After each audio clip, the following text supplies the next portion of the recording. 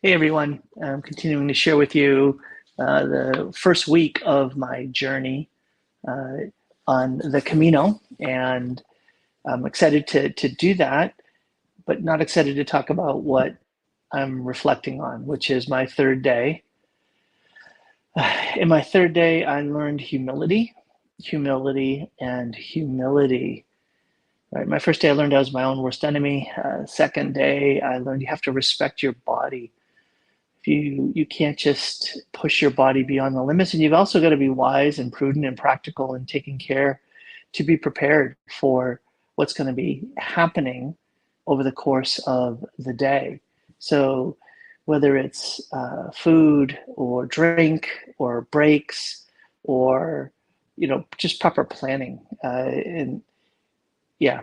Okay, so humility, humility, humility is today's theme, because by the end of today, my both feet are killing me. And when I arrived in Obanos, uh, the the man who was, the who welcomed me, he looked concerned. He got me some aqua minerale con gas, a nice cold glass of mineral water with gas.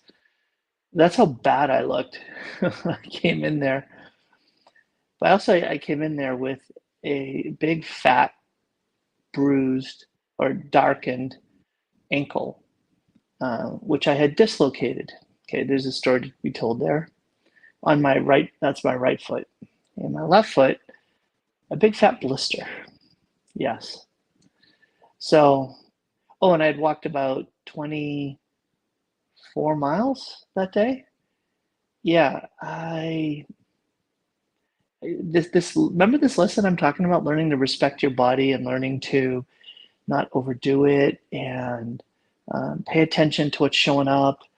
Um, it hadn't yet fully struck home. So, through the mystery of God's providence and the way things unfolded in my day, I was going to learn that lesson. And so, the way specifically that was going to happen, you might notice the two towns aren't typical towns that people would walk to. Larrasoaña is a few miles past Zubiri, which is the natural endpoint after Roncesvalles. I continued on for about another 3.5 miles to this particular town. And I did it really because of the access I had to a private room and a private bathroom. That's my standard. Uh, and thank God I had that so far. Maybe later on, when I'm healthier and stronger and in the flow, then I'll also experiment with doing a dormitory experience. But I have, in my first week, I've been so exhausted when I reach my endpoint that I just get to my room and I crash. And I kind of said that to you, and I just can't imagine doing that in a dorm setting. Anywho, so what happens on this day three is I look at the length of the stage. I had gone 3.5 miles beyond the end of the stage, and this stage was going to be a really short one. It was going to end in Pamplona, and I'm like, you know what? The next stage after it is not too bad, to Porta la Reina. Maybe I can just find a place just before that, and Obanos is just before that, and I'll do two stages at once. I'll get through two stages in one day, and then I'll get a rest day. I'll be ahead a day, and that was one of my concerns, was I don't have any rest days built in. How am I going to rest? And now that I realized already, right, I was so drained by how I was doing the Camino and so wiped out. I wasn't interacting with folks other than just on the trail for the windows of time when I was be with them. But other than that, I was like a little monk. I go to mass but I just was like, get me back to bed and rest my feet and my ankles and my knees and my calves, blah blah blah. So what happens? I wake up at 3:30 in the morning again, not because of coffee. I just woke up, and I thought, you know what? This is it. Let me do this. Let's go for this. let me get out the door early, super early, and I'll be able to get through 2 stages in one day, and I'll be able to do a victory lap and just take a rest and just put my feet up. So 5 in the morning, yeah, it's pitch dark at 5 in the morning. Now I've been getting up at 3, so I'm like, I'm not, thrown off by that. But my 3 in the morning trips are on paved, flat, more or less straight, slow, easy curves. Yeah, not, not what I was walking through at 5 in the morning through the woods and rocky, uneven, rocky paths. So 5 in the morning, I'm out the door and I am walking from Larrasoaña. And I end up putting on some praise and worship music to just accompany me. And I had to use my iPhone as a flashlight to give myself light for my path. And I prayed. So I want you to hold on to this. I prayed prayers of protection over me, specifically my guardian angel, my family guardian angel. My patron saints would pray prayers of blessing and protection over me, over my body, over injuries, accidents, over harm and danger. And half an hour in, I'm going to use the word sprain my ankle, but that's because that's what you think of when you think of spraining an ankle. My ankle doesn't sprain, my right ankle. I have such a bad ankle that the tendons or the ligaments or the muscles, whatever it is that keeps the ankle like tight, is all stretched on that side. And so on my right side, so what is this? It just pops out. And when it pops out, it's like someone takes a knife and just jams it right into my ankle. And the crazy thing is it'll just pop out for no good reason, right? They're just walking along. It just pops out. And I had told the story on my radio program back in 2016.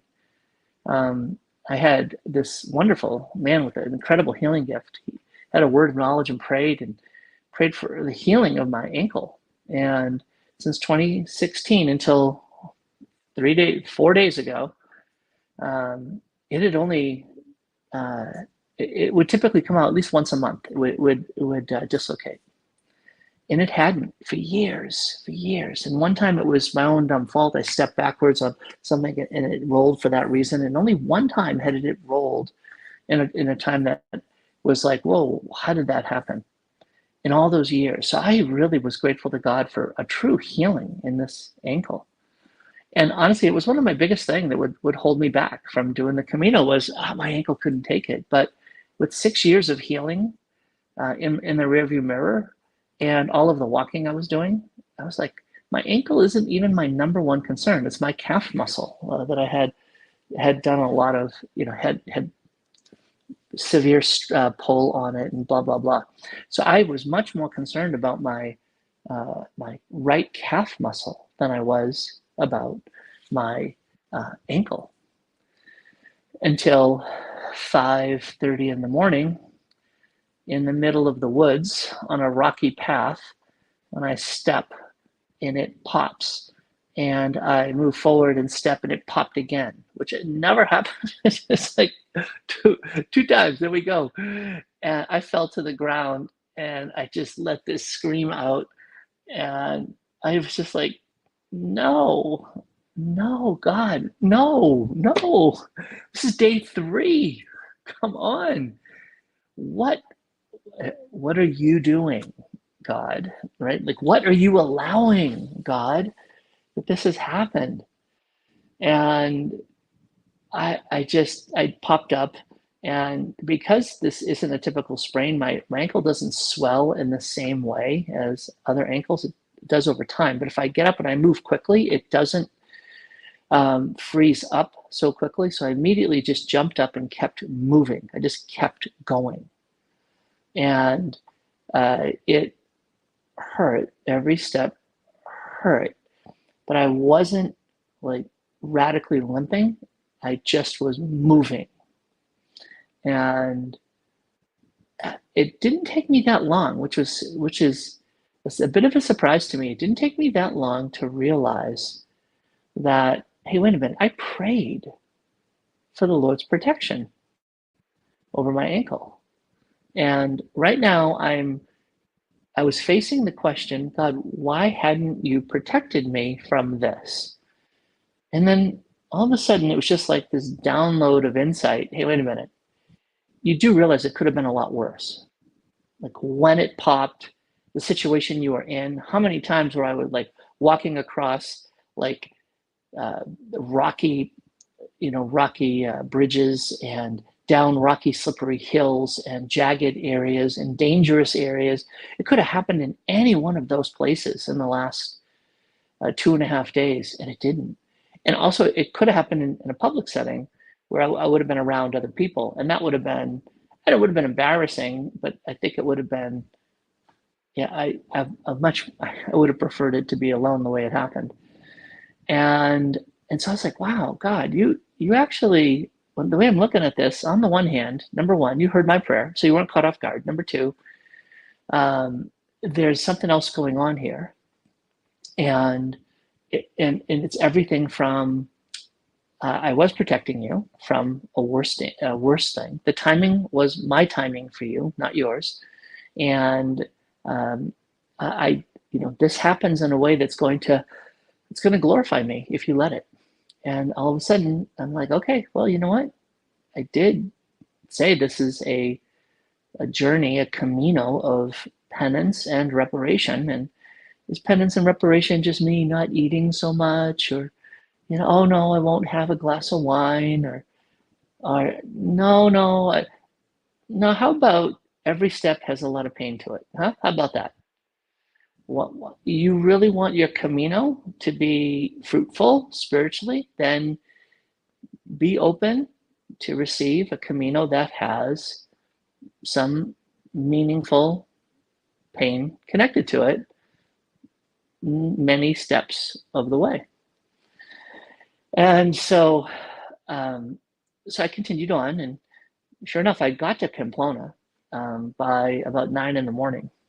And the wise, prudent man that I am, I thought, okay, this is perfect. It's almost like I've already started a rest day. Let me just rest here, and let me just take it easy the rest of the day. And no, that didn't happen. No, that didn't happen. It was like, no one's going to let me check in right now. I'm not going to be stuck. I'm pushing forward. Let me find a pharmacy and get an ankle brace. And the mercy of God, oh my goodness, the mercy of God. On the path out of town, on the path out of Pamplona, there was a pharmacy, and I went in, and he had a couple of like compression socks for ankles, but I'm like, no, I need a plastic cast type device. And he's like, I don't have it. And then he paused for a minute, and then he said, come over here. And he looked out the window and he pointed across the street down one block. There was an orthopedic medical supply store. Are you kidding me? An orthopedic medical supply store. He's like, go there. And I'm like, thank you. So I went in, and I told him what I wanted. Top shelf, there was one there, and popped it on, and I started walking, and I kept going. And here's the thing: it was I had already gone, I don't know, 7 or 8 miles, and I had another 15 miles to go this day, and it was 10:30, and I'm like, I got this. It's early enough. I can push forward. I can do this. But it was so hot and humid, and I totally underestimated just, again, my ankle, my tiredness, my body still recovering.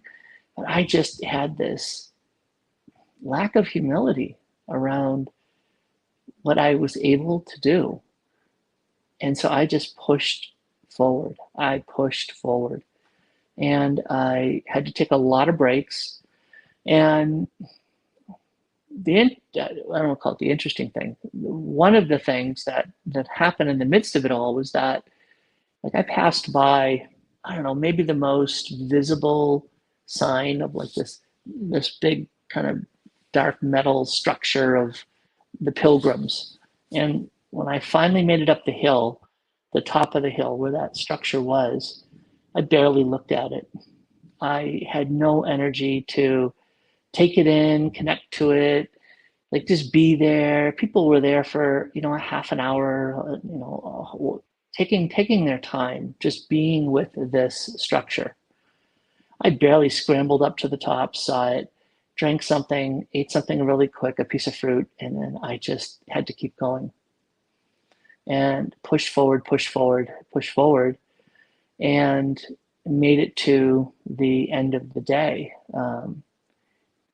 I mentioned to this hotel. I keep calling them hotels. They're little pensiones with a private room and a private bath is what it is.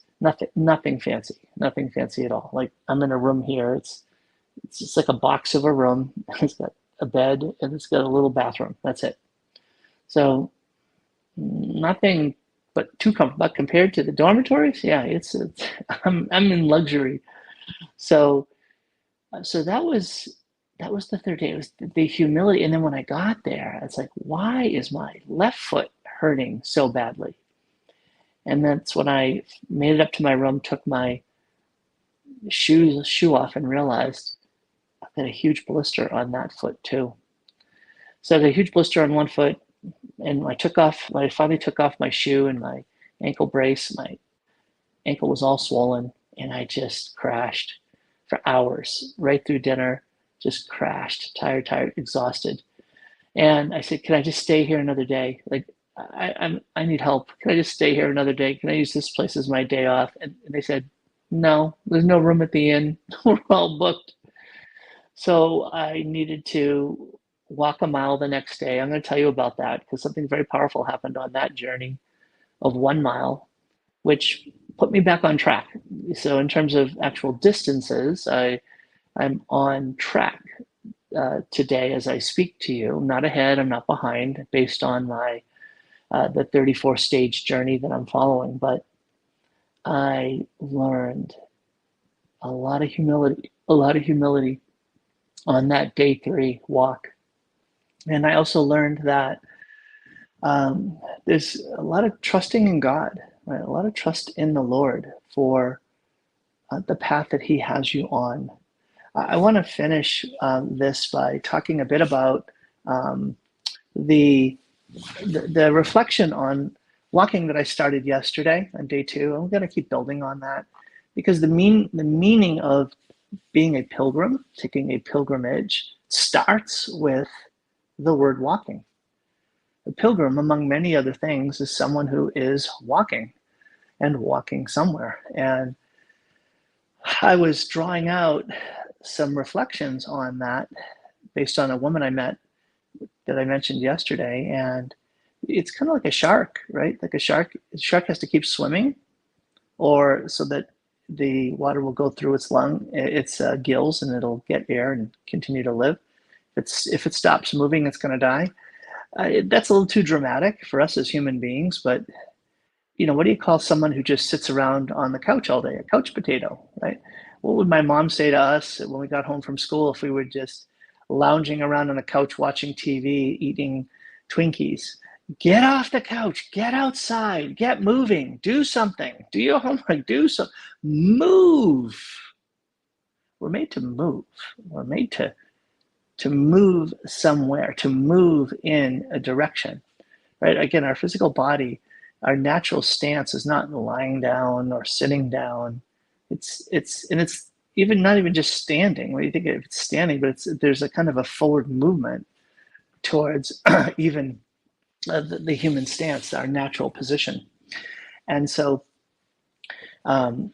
when we think about this idea of being a pilgrim on the Camino, it does sit within a more fundamental structure that we have as human beings, as people who are on the way.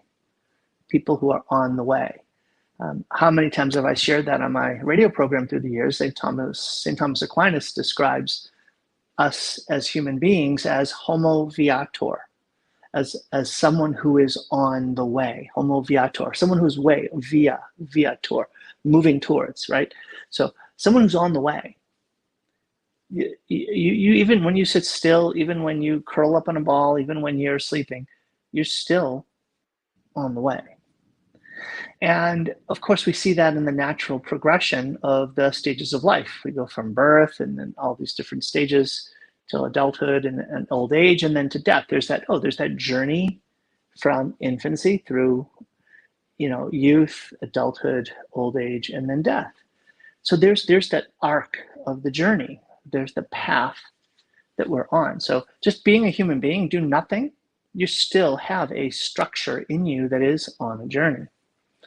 Now, Aquinas attempts to dig into this more fully, and we can draw scripture and scriptural meaning to it as well. And this has a tremendous amount to do with how the idea of making a Camino can help us to recover the sense of life has this journey aspect to it. And that is, Aquinas says that someone who's on the way has departed from somewhere. So there's a point of departure for someone who's on the way. And then there's the point of where they're actually at. And then there's the point that they're headed towards. That's their point of arrival. And so you can easily hold on to those three concepts. A train, where you're leaving from, where are you at, where are you headed. A plane, where you're departing from, where are you in flight, where are you landing, right? And the same is true with regards to our lives. So we've been launched into life from our parents. Oh, but wait a minute. Is there something deeper, bigger going on there? Is there some deeper meaning or purpose or giver of purpose and meaning who launched us into existence? Yeah, God. And so discovering that there's this thrownness quality to life, there's this movement quality to life that is part and parcel of being human, is something that we shouldn't forget, right? And it's even built into, right? It's built into like video games. Like one of I think probably the most popular genre of video game is first-person shooter games. First-person shooter. So you get you're the person with the gun, right? So Fortnite, first-person shooter game, and you get launched. You land in a spot, and then you're on a mission. You're trying to get somewhere. You're trying to eliminate the enemies, but you might have teammates, and then you're trying to win, right? So even video games, that are taking advantage of this aspect, this fundamental way that we live as human beings, that we have this sense of a journey, a sense of being called forward to accomplish a mission.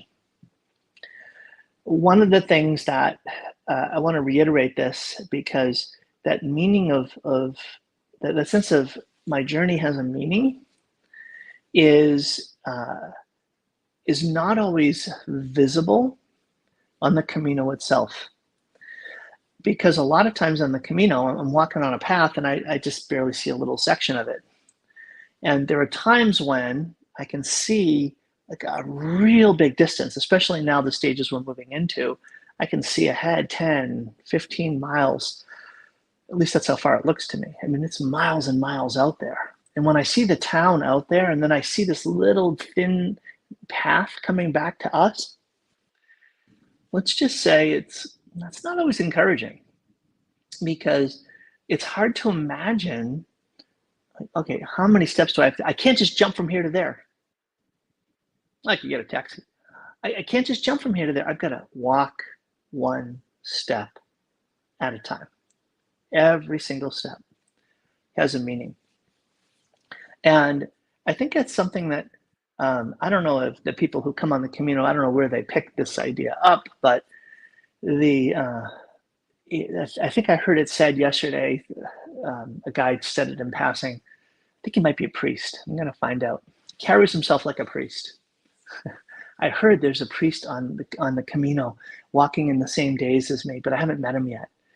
And or if I met him, he didn't show his priest card. But I said to him, yeah. I said, I was saying something like, life is the pace of walking, or something like that. Life is enjoy the journey. He said, there's a journey in every step. There's a journey in every step. And again, I love that. That reverses the more standard idea that, well, the journey involves 1,000 steps, so get going. And so the steps don't seem to be that meaningful. If it's 1,000,000 steps from here to Santiago, well, what's the difference between step 1,527 and step 279,552, right? What's the difference? But if there's a journey in every step, then every step has this capacity, this opportunity, this moment to be able to be a place of encounter, to be a place of finding meaning, of expressing a sense of mission. I think that that's really important. When you folks who are watching or listening to this are having days like I described on my day 3, humbling days, trying really hard, wanting to succeed, wanting to go further, wanting to do better, but still languishing or being held back by what has been or what is, and then stumbling unexpectedly, stumbling surprisingly, stumbling in a humbling fashion that just throws you back. That's hard. It's really hard to be there. And so my first word of encouragement is you're not alone. My second word is God was not caught off guard. My third is to encourage you to be open, to bring your situation to God, and to ask for guidance and support so that you can, in fact, live well in the midst of very humbling times. Yeah, humbling times are not easy to live well in the middle of. But God will give you the grace you need to be able to do what He's asking you to do. So, the scriptures are full of examples of the idea of a journey, right? So God calls Abraham. What does He call Abraham to do? Get up and leave, right? And so Abraham went as the Lord obeyed him. Right? Take your wife and your servants and go to a place that I will show you, right? I will bless those who bless you, curse those who curse you. I'll make of you a great nation. And so this entirety of the Lord breaking into Abraham's life and asking him to move forward is done in the context of launching out on a journey. And Moses, right? So here's Moses. He believes he has this call to, he sees the injustice and the suffering of his people, but he kills an Egyptian and has to flee. And for 40 years, he ends up getting married and he's tending sheep, and then gets the call. He gets the call from God in the burning bush. And out of that encounter comes what? An invitation to make a journey. But not just to make a journey, to lead others on a journey, on an exodus journey. And when you hear that, it's like, okay, wait a minute now. I'm starting to pay attention here. I'm starting to see that these so many significant moments in the scriptures are marked by these great saints and leaders of God's people who are asked to make a journey and lead others on the journey. But what was the context that Jesus was born in? Joseph and Mary had to make a journey to Bethlehem for the census. They were on the journey when Jesus enters the world. And shortly after he's born, what do they have to do? They've got to make another journey. And this is a different journey. This is a flight into Egypt. This is a journey of rescue. This is a journey of seeking refuge. This is a journey of protection. And so you take this structure of, this is where I'm at, this is where I'm headed, and here's how far I am along the way. You're going to be able to realize that this overlay fits so many circumstances in our lives. And I want to give you one final point, just in the last few minutes here, that when you're on the journey like that, and you've started someplace and you've made some progress, but you still have a ways to go, just remember when you measure that whole sense of the journey itself, and you say, well, look how far we've come versus look how far we have to go. What do we notice first? And I'm going to call it gift or gap. Do we notice the gift, right? Do we notice the gift, which is how far we've come? Or do we notice the gap, how far we have to go? And I'm using an app to track my progress every day that I walk. And so the trail that I'm walking is on all trails on that app. And so I can very often see that the whole length of the trail. And then there's this little dot. There I am. I'm this far. Oh, here I am now this far, and here I am this far. And as the day is going on, I can see how much closer to the goal that I'm getting. And it'll also show me altitude, how high I've gone and all this, and how much more altitude there is to go. And it's a very interesting dynamic to stop and say, am I paying more attention to how far I've come and celebrating and taking courage from how far I've come, or by how much remains? And at the beginning, when so much remains, it can be a bit discouraging. Like, oh my goodness, look how far I have to go. Look how much distance there's still to cover. And one of the things I've taken to do is I tend to hold off looking at the whole line until I know I'm significantly past halfway. Because if I'm significantly past halfway and I look at it and I can see it visually in front of me, it's a real burst of encouragement. So I want to leave you with that thought in your own life, that as you're scanning a particular section of your life or a portion of your life or things happening in your life, be careful about looking first or primarily at how far the journey still remains, how much further you have to go. Because that can be very discouraging and can lead you to get just sucked the life out of you. Instead of that sense of courage that says, I can do this. I'm going to do this. This is going to be awesome. And that's what I want for you. All right. God bless you, and keep tuning in. Keep paying attention. I'm going to bring you more reflections as I continue on my journey. All right. God bless.